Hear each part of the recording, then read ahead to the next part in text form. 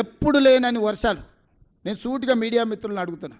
చిన్న వర్షం వస్తే హైదరాబాద్ అంతా మునిగిపోయేది, ఇండ్లన్నీ నీళ్ళలో కొట్టుకుపోయేది, టీవీలు, ఫ్రిడ్జులు, మంచాలు, పేదోళ్ళు ఏడ్చేది.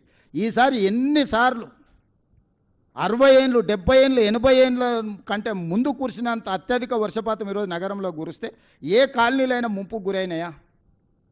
ఏ రోడ్లైనా జలమయమైనవా? వాటన్నిటినీ హైడ్రాని పెట్టి ఒకప్పుడు చంద్రబాబు నాయుడు గారు వాటర్ హార్వెస్ట్ పిట్స్ అని తీసుకొస్తే, నేను ఇప్పుడు వాటర్ హార్వెస్టింగ్ వెల్స్ అని 10 లక్షలు 20 లక్షల లీటర్ల నీళ్లను రోడ్ల మధ్యలోనే పెద్ద పెద్ద బావులు తయారు చేసి భూమిలో నీళ్లు ఇంకిపోయేటట్టు చేసి రోడ్ల మీదకి వచ్చే నీళ్లను భూమిలో పెద్ద బావులు తవ్వి దాంట్లలో నిల్వ చేసి భూమి గుంజుకునేటట్టు చేసిన ఇవాళ నేను.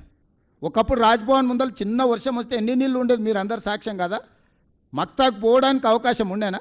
ఈనాడు ఆఫీస్ దగ్గర, కేసీపీ గెస్ట్ హౌస్ దగ్గర ఎన్ని నీళ్ళు ఉండేటివి?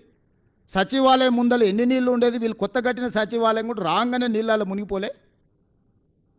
ఇవాళ ఎక్కడైనా ఇంత పెద్ద వర్షం వస్తే ఎక్కడైనా నీళ్లు నించున్నాయా?